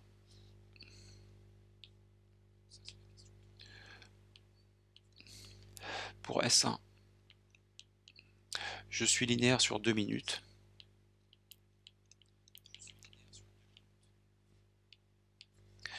Et ben donc je calcule au bout de 2 minutes combien j'ai produit quelle est la concentration de produit apparu pour 2 minutes, et je divise cette concentration par 2, et ça me donne une concentration par minute, donc une vitesse initiale.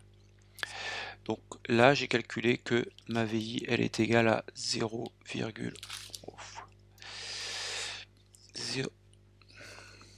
ok. Tac. 0,05 millimoles par litre par minute.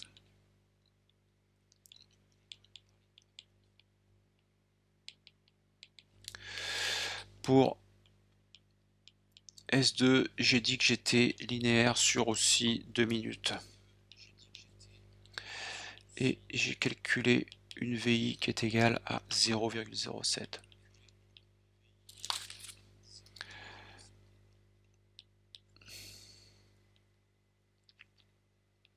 Millimoles par litre par minute. Ok. Pour S3,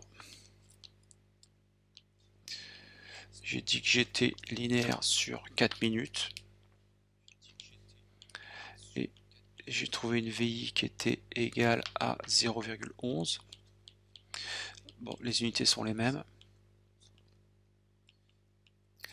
S4, j'ai dit que j'étais linéaire sur 5 minutes. Et je trouve une VI de 0,185.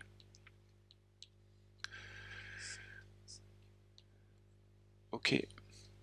Pour S6 et S7, bah là on est linéaire sur la totalité, vous voyez que c'est une droite, donc sur les 20 minutes, sur la totalité de la cinétique, on est linéaire. et j'ai trouvé que les VI pour S6 et S7 sont de 0,2 millimoles par litre par minute. Donc ça, après, c'est à chacun d'entre nous de faire. Vous tracez, bien sûr, la droite, d'accord, et la VI sera égale à la pente.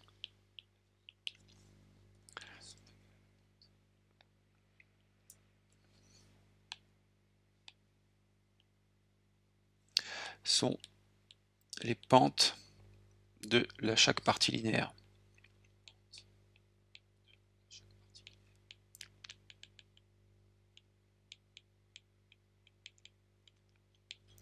Alors on dit qu'on est souvent aussi en condition de vitesse initiale quand on a consommé pas plus de 20% du substrat.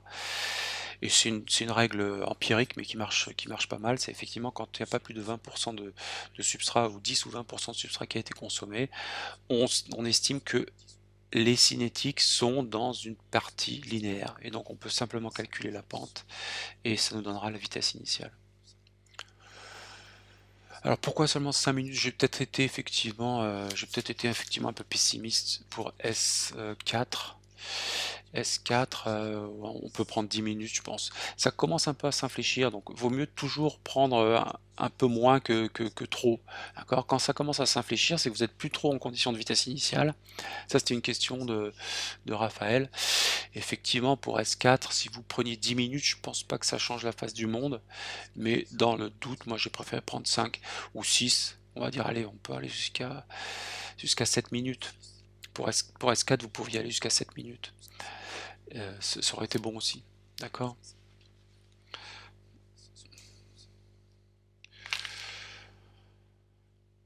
Ok, alors du coup,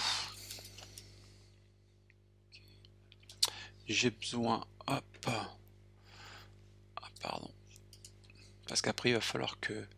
J'ai pas anticipé ça. Hop, hop, hop. Voilà.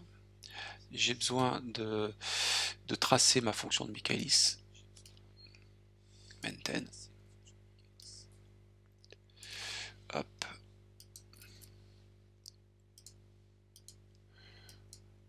Ok. Qu'est-ce qu'on vous demande ensuite?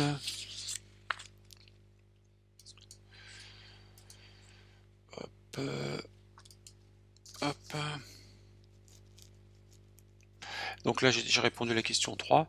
Et bien sûr, maintenant, la question 4, c'est qu'effectivement, on va tracer la fonction de Michaelis, la courbe de Michaelis-Menten.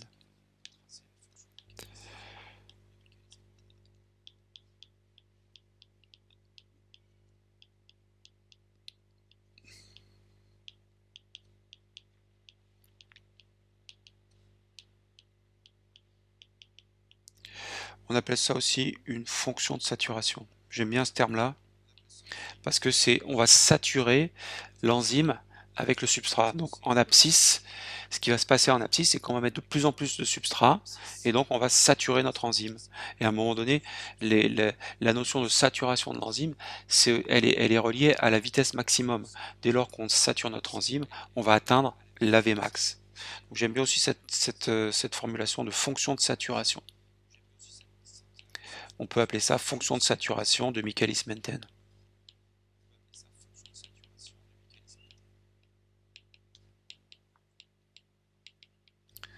Ok. Alors, hop, je pense que c'est bon, je pense que je l'ai copié. On va la coller là. Est-ce que ça marche? C'est ça. Ok.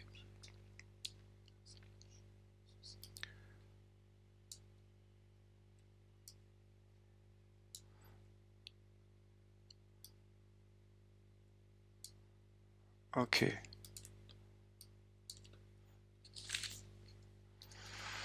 Donc là, on a tracé la fonction de saturation.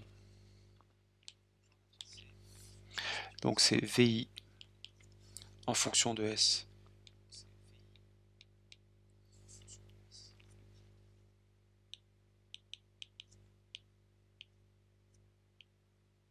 Fonction de la concentration de substrat.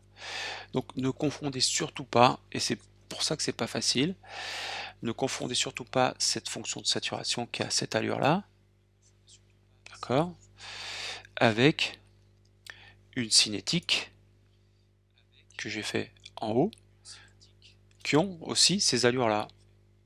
D'accord? Ces allures qui s'infléchissent. Mathématiquement, les cinétiques, ça répond à des équations de type exponentiel. Alors soit c'est une exponentielle simple, soit ce sont des sommes d'exponentielles, des exponentielles un peu plus complexes, mais ça, ce sont des exponentielles.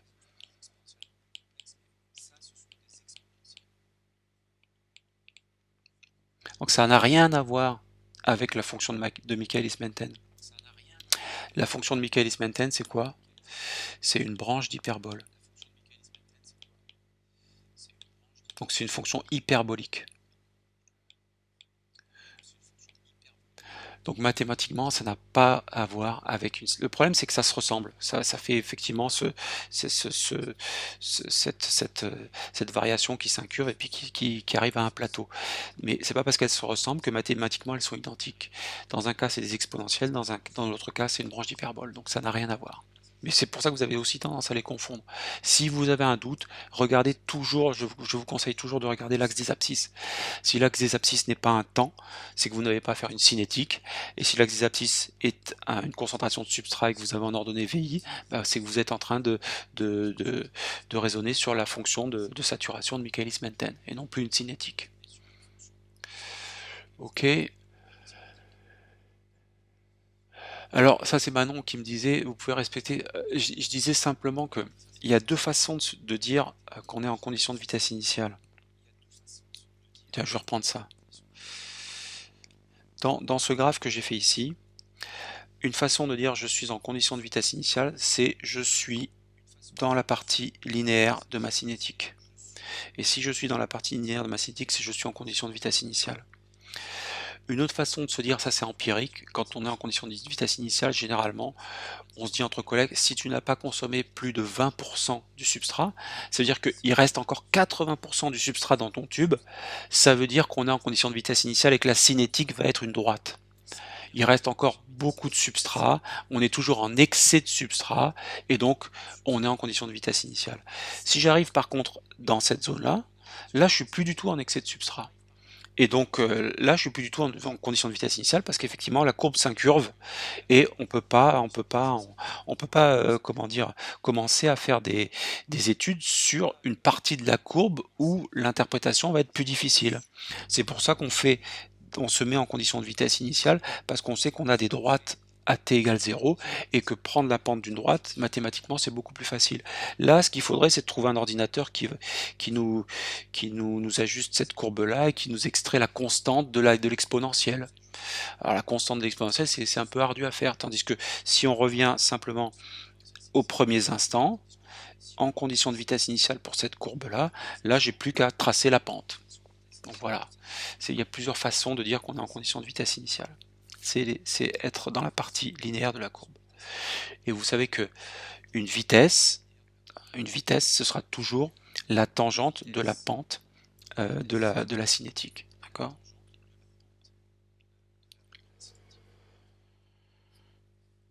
Bon, ne focalisez pas trop sur les coûts des 20%, ça c'est plutôt empirique quand on est vraiment à la paillasse. Vous retenez que on est en condition de vitesse initiale quand la cinétique est une droite. D'accord ? Ok, donc voilà, donc là j'ai tracé cette branche d'hyperbole. Comment se nomme cette courbe? Donc j'ai répondu, c'est la fonction de saturation de Michaelis-Menten ou la courbe de saturation de Michaelis-Menten. Quelle est son équation importante à connaître? D'accord? Ça c'est, on vous demande pas de savoir la démonstration, mais on vous demande de connaître l'équation.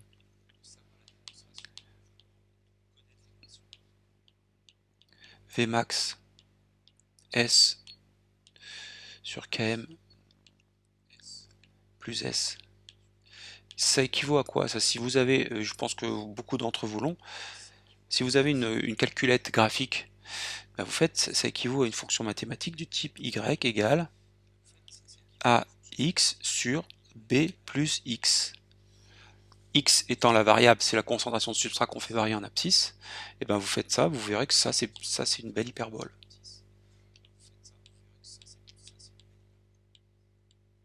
D'accord? Donc voilà, ce qu'il faut retenir, ça, c'est par cœur. Vous ne pouvez pas espérer commencer à faire de l'enzymologie si vous n'avez pas compris et si vous n'avez pas appris cette équation de Michaelis-Menten. Ok. Alors, question 5. À partir de quelle concentration de substrat pensez-vous que l'enzyme est saturée? Alors, je ne sais pas si vous avez vu les vidéos, quand on fait de l'enzymologie, on est toujours en excès de substrat. En excès de substrat, ça veut dire, je reviens à ces 20%, ça veut dire qu'on a, on a, on n'a pas consommé la totalité de notre substrat, et dans notre tube, lorsqu'on fait nos mesures, il y a toujours au moins 80 à 90% du substrat qui reste. Donc on est toujours en excès de substrat, mais en excès de substrat, ça veut dire qu'on a plus de substrat que d'enzymes. Ok? Ensuite, la saturation, c'est une autre notion. Alors on est toujours en excès de substrat quand on est à saturation, mais à saturation, ça veut dire qu'on a tellement de substrat dans notre tube que toute l'enzyme est complexée à une molécule de substrat et est en train de faire son travail. D'accord? Il n'y a aucune enzyme qui est inactive dans notre tube. Ça, c'est la notion de saturation. On a saturé notre enzyme avec le substrat. D'accord? C'est un peu différent de la notion d'excès. On est bien sûr en excès. Pour la saturer, il faut être en excès. Mais si on l'a saturé, ça veut dire que, en plus, de plus du fait qu'on soit en excès de substrat, si on a saturé notre enzyme, c'est qu'en plus, dans notre tube à essai, toutes les molécules d'enzymes ont pris en charge une molécule de substrat dans leur site actif. Il n'y en a aucune qui a à se rouler les pouces et à attendre qu'un substrat arrive dans son site actif. Ça, c'est la notion de saturation. Donc vous imaginez bien qu'à saturation, si toutes les enzymes ont une molécule de substrat dans leur site actif, c'est qu'elles catalysent toutes leurs réactions et c'est qu'on a atteint ce qu'on appelle la Vmax. Quand on a saturé une enzyme, on a atteint la vitesse maximum de catalyse. D'accord? Donc ça, c'est ce que veut dire cette question 5. À partir de quelle concentration de substrat pensez-vous que l'enzyme est saturée? Alors moi, je retourne sur mon graphe ici. Et vous savez que le plateau atteint ici, hop, c'est relatif à la vitesse maximum. Donc quand on atteint un plateau, alors ici par exemple, je vais le mettre à 21. Alors attention, moi je suis un peu tatillon là-dessus. En mathématiques, le plateau c'est une asymptote. Donc une asymptote, ça ne touche jamais la courbe. Donc j'ai vu dans la correction de mon collègue, il y a une asymptote qui touche un peu la courbe.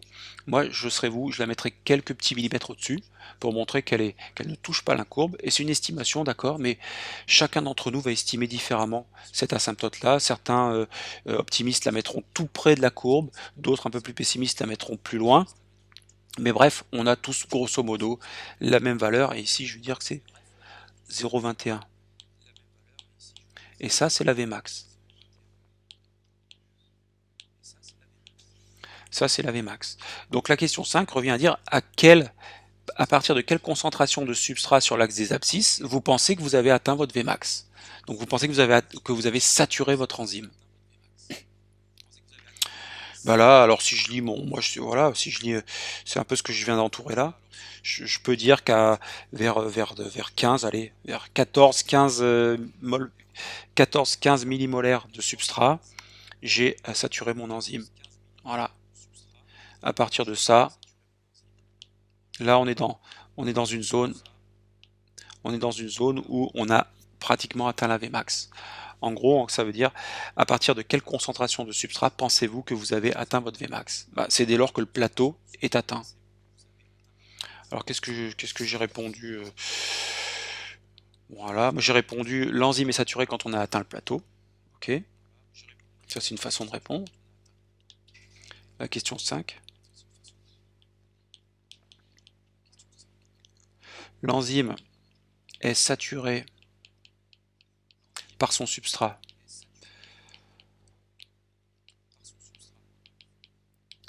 quand on a atteint le plateau, ou je vais mettre quand on approche, parce que le plateau il est jamais atteint.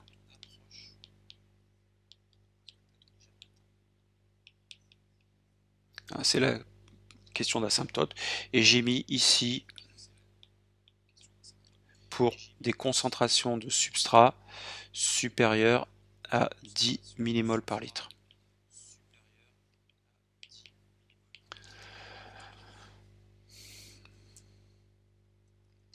Alors ensuite, je pense qu'on va extraire les Vmax et les Km. Hein. Voilà, ça c'est la question 6. Je vais revenir un peu là-dessus. La question 6, un paramètre cinétique caractéristique du couple enzyme-substrat est la constante de Michaelis-Menten, Km.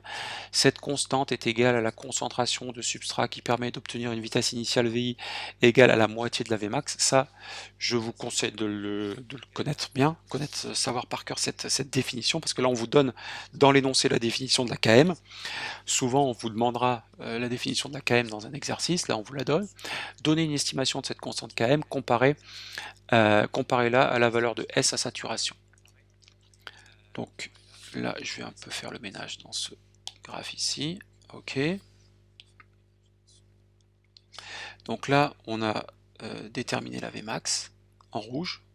Donc j'ai déterminé à 0,21 millimoles par litre par minute. Donc si je veux maintenant déterminer la Km, ben je prends Vmax divisé par 2. Donc 0,21 ça veut dire 0,105 ici. On va dire hop là. Hop la mince, je suis en mode gomme. 0,105 on va mettre en rouge. Allez, je vais mettre en rouge. Hop, c'est où 0,105, c'est là. Donc là, je suis à Vmax sur 2. J'extrapole sur ma fonction de saturation. Et je lis sur l'axe des abscisses. Attention. L'estimation de la Km. Environ Km. Ça, c'est environ Vmax, d'accord? Donc environ Km, et moi je l'ai déduite à, qu'est-ce que j'avais mis? 1 millimole par litre.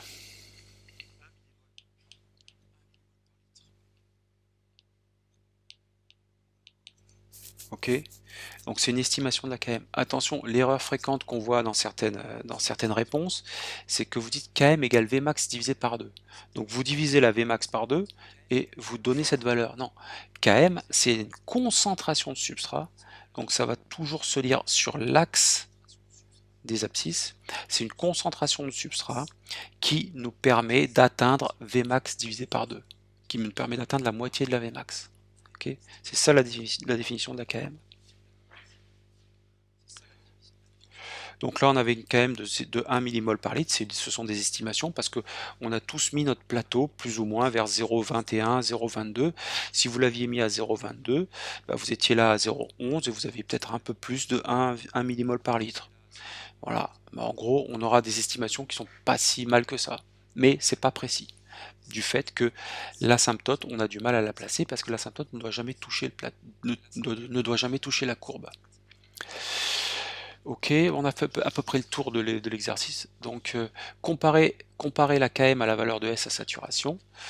Donc là j'avais dit qu'on était à saturation pour S égale supérieur ou égal à 10 millimolaires.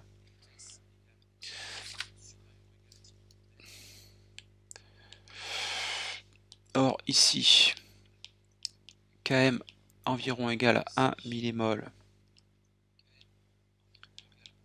par litre. Donc effectivement, on voit qu'on est à saturation quand S égale 10 fois la Km, puisque S, j'avais dit qu'on approchait le plateau quand on était dans des concentrations de substrat supérieures à 10 millimoles par litre, donc à 10 fois la Km. On est donc à saturation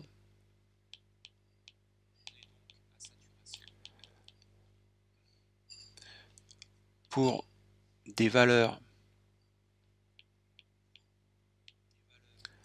de S supérieure ou égale à 10 fois la constante de Michaelis. Alors généralement on dit plutôt, allez, moi j'aime bien dire 20 fois.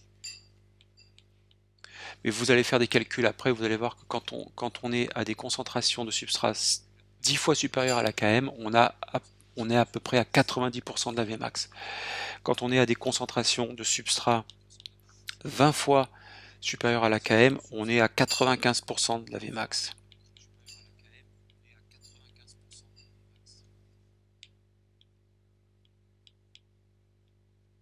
Voilà. Donc voilà, ça c'est une règle générale aussi en enzymologie. Généralement, si on demande à quelqu'un, est-ce que tu peux me doser la vitesse maximum de cette enzyme? Il va dire oui, donne-moi la Km. Alors si on lui donne la Km, il saura que s'il se met à 20, en concentration de substrat 20 fois égale à cette Km là, il va être au plateau de la courbe et il va doser ce qu'on appelle la Vmax. D'accord? Ça c'est une règle générale pour, pour toutes les enzymes, une règle empirique. Si on veut doser la vitesse maximum, on se met à 20 fois la Km ou plus. Alors, il y en a qui vont dire à 40 fois, 50 fois la Km. Effectivement, 50 fois la Km, on a atteint pratiquement le plateau. Mais le plateau, il s'atteint jamais en théorie, c'est une asymptote. On a à peu près... Est-ce qu'on peut dire... Alors ça, je comprends pas bien. F de Km égale Vmax sur 2. Je comprends pas cette notation. F de Km, ça veut dire en fonction de Km. Vous le mettez à gauche de l'équation, égale Vmax sur 2. Non, je pense pas qu'on puisse dire ça. Mathématiquement, ça me paraît pas correct. Il faut simplement dire que Km est égal à S lorsque VI égale Vmax sur 2. Tout simplement. Ça, c'est la... J'arrive pas à voir ce que vous voulez dire, Raphaël, dans votre dénomination. Mais moi, je dirais simplement S égale Km. Donc, vous la lisez sur l'axe des abscisses. Ça, c'est important.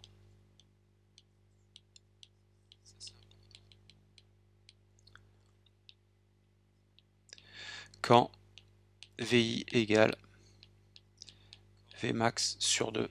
C'est ça la règle d'or qu'il faut retenir.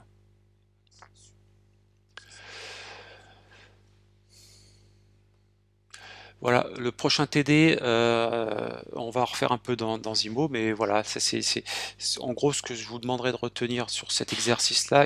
Cet exercice est un peu complexe parce qu'on aborde pas mal de notions, mais il est bien dans le sens où vous avez d'abord des cinétiques que je montre ici.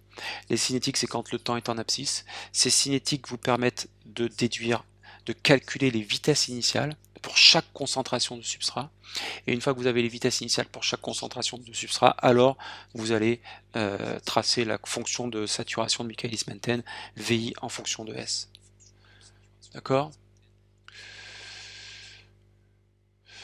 Ok, on a fait à peu près le tour. Alors si vous avez des questions, vous pouvez me les donner, sinon on va bientôt arrêter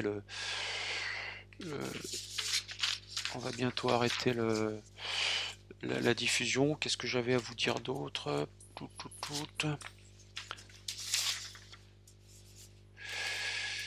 Ok, bon, moi j'ai fait le tour de ce que je voulais vous dire sur ce TD là. Hop. C'est bon, est-ce qu'on arrête ou est-ce que vous avez encore des questions? Donc assimiler, moi ce que je vous conseille c'est d'assimiler le cours, essayer d'avoir le cours. Là le TD, on commence à s'organiser avec les collègues, donc le TD 8 j'espère qu'il va vous être donné dès le lundi et qu'on puisse avoir, que vous puissiez avoir le temps de les assimiler pour jeudi. Alors est-ce que moi je préfère garder les comment dire, les horaires des séances de TD, mais si vous voulez qu'on fasse ces séances le vendredi, vous me le dites. Si vous préférez avoir un jour de plus, ça me dérange pas. Voilà, à vous de me dire ça, mais bon, si on peut laisser le jeudi matin à 10 h, moi ça me convient. Ok, ben, s'il n'y a plus personne qui a des questions, ben, on va arrêter la diffusion.